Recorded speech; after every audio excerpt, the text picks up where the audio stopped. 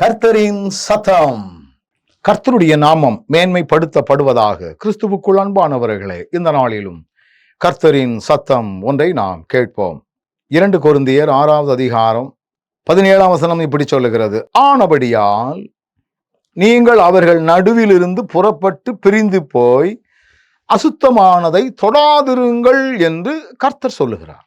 இங்க ஆனபடியினால் என்று சொல்லப்பட்டபடியினாலே இதற்கு மேலே சில வசனங்களை நீங்கள் பொறுமையா வாசித்து பார்த்தீங்கன்னா, கிறிஸ்தவ வாழ்க்கை ஒரு பிரிக்கப்பட்ட ஒரு வாழ்க்கை, தனித்துவமான ஒரு வாழ்க்கை, பரிசுத்தமான ஒரு வாழ்க்கை அப்படின்னு சொல்லி வசனம் மிக தெளிவாக சொல்லுகிறது. இன்னைக்கு பிரிக்கப்படுதல் என்று சொன்ன உடனே உடைகளை வேறு கலர்ல உடுக்கணும் அப்படின்னு சொல்லலை.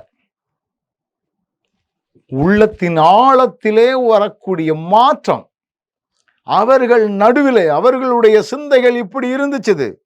அவர்கள் நடுவிலே இருக்கக்கூடிய உங்களுடைய சிந்தைகளோ தேவன் விரும்பக்கூடிய சிந்தைகளாக, தேவனை மைமைப்படுத்தக்கூடிய சிந்தைகளாக, தேவனை மட்டுமே உயர்த்தி காட்டக்கூடிய சிந்தைகளாக, சுயநலமற்ற ஒரு சிந்தையாக இருக்கணும்.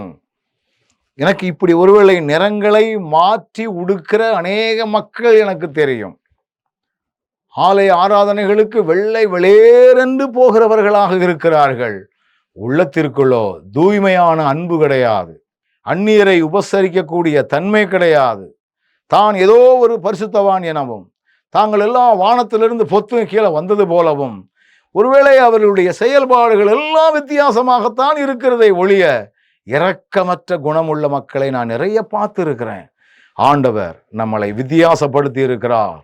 என்னுடைய பழைய வாழ்க்கை இப்படி இருந்துச்சு, இப்பொழுது என்னுடைய புதிய வாழ்வு இப்படியாக மாற்றப்பட்டிருக்கிறது என்பதை நாம் புரிந்து கொள்ள வேண்டும். கண்களை மூடுவோமா? நல்ல ஆண்டவரே, நீங்கள் அவர்கள் நடுவிலிருந்து புறப்பட்டு போய் பிரிந்துன்னு சொல்லப்பட்டிருக்கிறது. அந்த புறப்பட்டு பிரிந்து போய் என்பதை நாங்கள் ஒரே ஊருக்குள்ள இருந்தாலும், ஒரே குடும்பங்கள்ல உட்கார்ந்து இருந்தாலும், எங்க வாழ்க்கை பிரிக்கப்பட்ட ஒரு வாழ்க்கையாக மாற நீர் கிருபை தாரும். இயேசுவின் நாமத்தில் ஜெபிக்கிறோம் நல்ல பிதாவே, ஆமென்.